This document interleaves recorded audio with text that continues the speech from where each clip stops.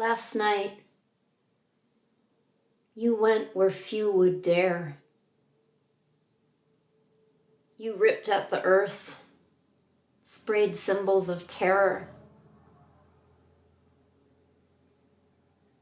But there were things you didn't know. And now I've come to speak, to show you what lay beneath the dirt.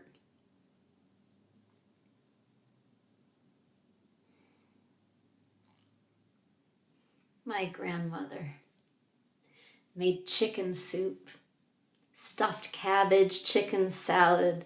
The smell of onions rose from her kitchen, a lifetime of onions chopped by one woman. At the age of 4, she'd sailed an ocean, clinging to her mother and her younger sister. Bundled up tight at night, they'd whisper stories and folk tales in Yiddish and Russian, dreaming of meals their grandmother made them, steadying themselves against the rocking motion and praying for shelter where they'd never been. Through the turnstiles of Ellis Island, their names were shortened.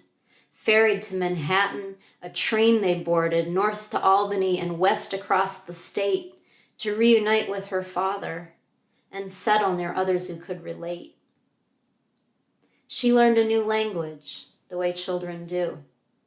She learned the old recipes her mother knew. My grandmother made chicken soup. At 14, she quit school for work. She was the oldest. They needed her support. So she worked as a one-woman traveler's aide in the same place where she'd once arrived on a train. She worked her way up to manager from secretary. It was a working folks' life, but one meant to share. And in 1928, she met the man she would marry. He wasn't a talker, except to tell jokes. He liked smart hats and button-down coats. He joined the Coast Guard. He liked working on boats. He had reddish hair and a pipe to smoke. After the big crash, he drove a taxi. He took any work he could. They tried not to worry that the world seemed so nasty. They held on to each other and knocked on wood. To her relief, he was too old to fight in the war, so he sold life insurance, collecting door to door. In between all the jobs in a world so unsure, my aunt and my mother, 2 daughters she bore. My grandmother made chicken soup. She raised 2 girls to go off to college, to learn new things, to gain more knowledge. She wore brighter colors and costume jewelry. Eventually, her daughters had my cousins and me. My grandmother made chicken soup. She gathered us together for seders, lit candles. Sometimes there was anger. I couldn't understand, though. I was too young to see past her wrinkled hands and the smile she'd greet me with after school when I'd ask once again for my favorite foods. At 76, she saw her eldest die. I wonder now, do grandmas cry? She must have cried as the breath left her daughter's fragile lungs, but somehow grandma still seemed strong. I wish I could tell you more what she felt, but she seemed to zip her lip and tighten her belt through the kind of loss you could never recoup. My grandmother made chicken soup with matzo balls, just a little bit of chewiness, the right amount of salt, sometimes krepla and soft orange carrots. She carried that recipe in her brain, but never spoke about where it was from. She wouldn't speak to any Russians. Seemed like she hated them. But she'd be by the bus when my school day was through. Sometimes on weekends I'd go there too. Saturday nights we'd stay up late, eating cookies off a TV tray for Gilligan's Island, Fantasy Island, while Grandpa sat in his favorite recliner. She let me try on her dresses and jewelry. She'd put on lipstick saying, "I wouldn't want to frighten anybody." When every 4th Saturday she'd take me shopping, we'd ride the bus to Midtown, and if it was raining, she'd make me wear a rain bonnet. I hated the way it pushed my hair down. When I was 14, she could see my body was changing. She said to me, "Jessica, have you started your monthly?"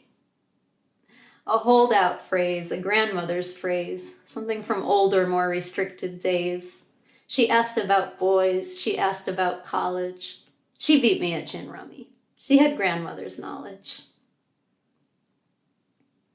When Grandpa died at 91, what could she do but try to keep on?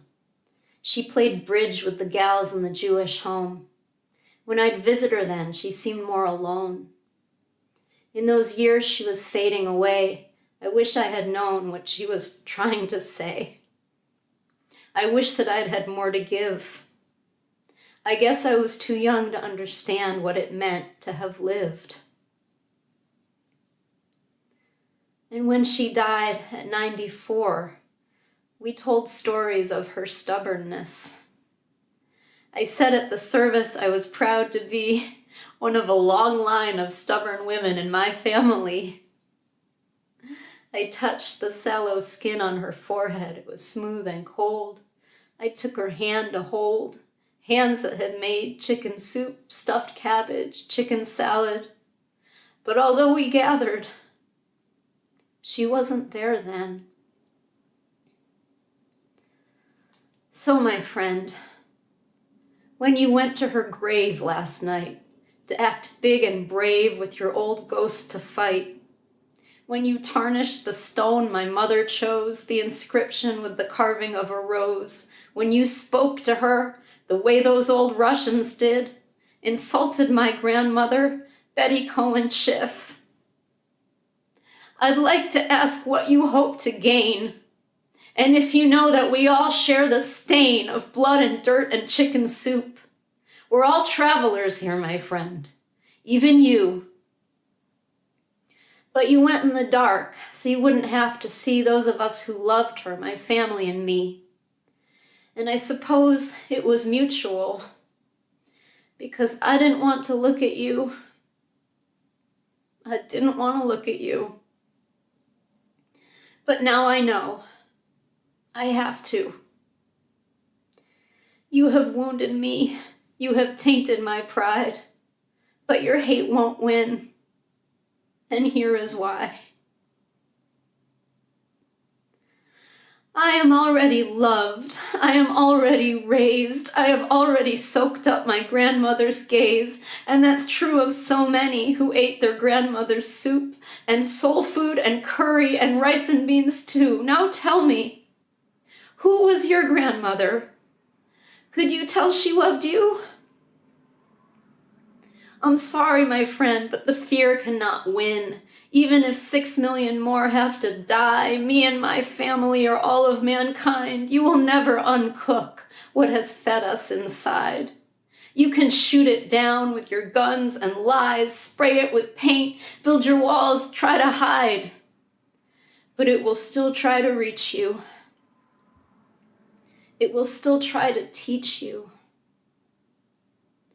We are so much more than we ever imagine.